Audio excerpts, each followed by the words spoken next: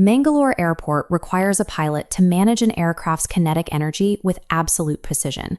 Because of its complex geography and tight margins, aviation authorities classify it as a critical airfield, meaning only highly experienced captains are legally permitted to perform landings here.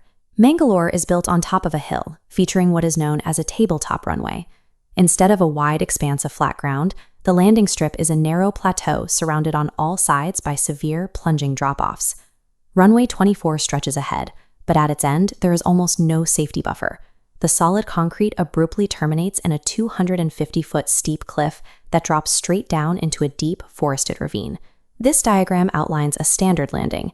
A fully loaded Boeing 737-800 touching down at a target speed of 144 knots requires a very specific stretch of concrete to brake safely, represented here by the green bar. When Air India Express Flight 812 finally touched down on this runway, it only had 2,800 feet of track remaining, indicated by the red bar. That is a fraction of the distance the aircraft needed to safely come to a stop. Faced with a rapidly approaching edge and running out of pavement, the crew made a final decision. Rather than committing to maximum braking, they attempted a late go-around, trying to force the plane back into the sky. On a traditional runway, an overrun usually means sliding into a field. On a tabletop runway, an overrun is a catastrophic freefall. Precise energy management is the only barrier keeping the aircraft from going over the edge. To understand why this crash happened, we have to look at the mechanical reality of a jet engine. When a pilot initiates a go-around, the engines do not produce instant power. They require several seconds to spool up, transitioning from idle or reverse thrust to maximum takeoff power. This graph plots the aircraft's energy state against time in those final seconds. As the plane rolls down the runway, the crew applies reverse thrust, dropping the deceleration line sharply. The moment they cancel that thrust to attempt to go around, the deceleration flatlines. Acceleration is delayed by the spool-up gap. By trying to fly, the crew placed themselves in a kinetic trap. For those critical seconds, they sacrificed all of their braking power on the ground, but did not yet have the thrust required to generate lift. By the time the captain initiated the go-around, the available runway was already insufficient to accommodate the engine spool-up time. This fatal input was the terminal output of a human and operational system that had been degrading for hours. We step back to the pre-flight conditions in Dubai. In 2010, Air India Express managed its crew scheduling manually, relying heavily on pen and paper. This administrative bottleneck made last-minute roster changes a routine operational hazard. The captain of Flight 812, Zlatko Glusica, had just returned from a 2-week vacation in Serbia. The day before this flight, the airline called him to cover a colleague's shift on very short notice.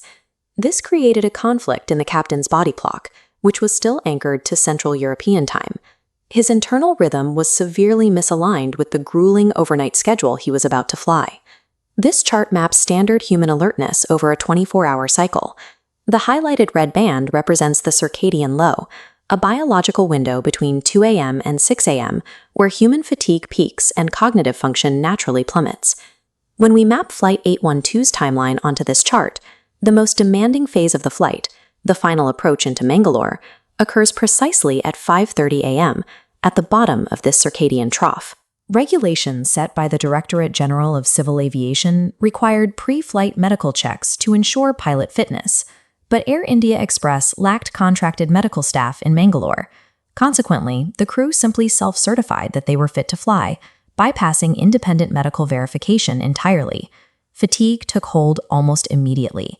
During the cruise phase, the captain fell into a deep sleep. The first officer was left to handle all communications and manually monitor the flight path alone. Before the aircraft even began its descent, the crew's cognitive resources were severely depleted. The standard protocols designed to share the workload and catch operational errors had already collapsed.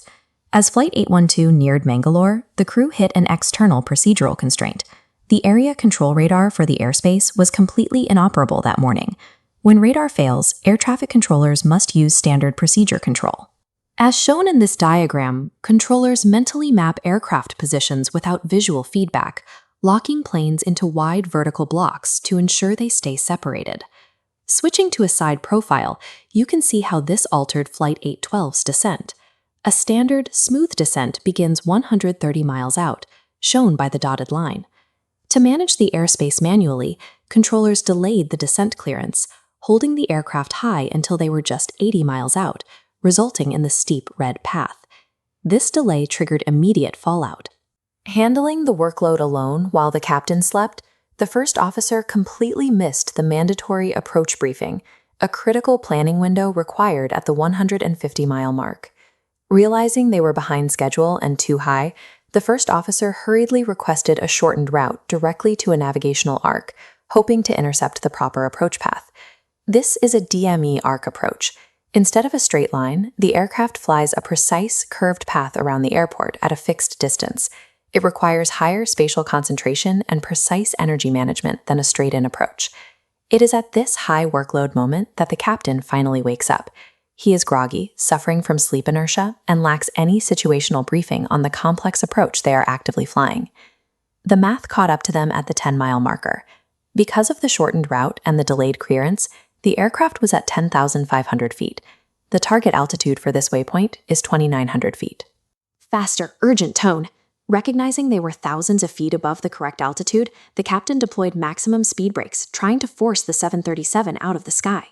Missing ground infrastructure forced a fatigued, uncoordinated crew into a compressed timeline. They were now stuck in a high-speed, high-altitude spatial trap, and all of their safety buffers were gone. Commercial airliners use an instrument landing system, or ILS, to align with a runway.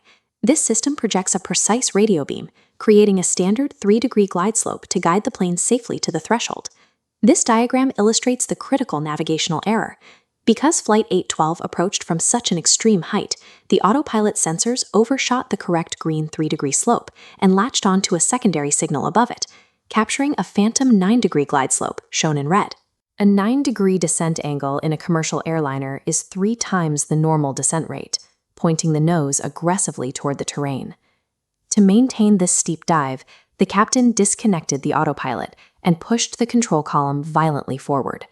The aircraft hit a descent rate of 4,000 feet per minute. At 4 miles out, the aircraft is mandated to be at 1,500 feet. Instead, Flight 812 was hurtling through 3,200 feet, carrying massive excess kinetic energy. The aircraft's automated defense mechanisms recognized the threat. The ground proximity warning system flooded the cockpit with audio alarms, blaring sink rate and pull up over the speakers. The first officer repeatedly urged the captain to abort the landing and go around. But because Mangalore's restricted runway requires a captain-only landing, the first officer could not legally take the controls himself. In human factors engineering, there is a cognitive blind spot called plan continuation bias. It occurs when an operator becomes so mentally locked into executing a predetermined plan that their brain actively filters out all contradictory data. Suffering from sleep inertia and an overwhelming workload, the captain succumbed to this bias.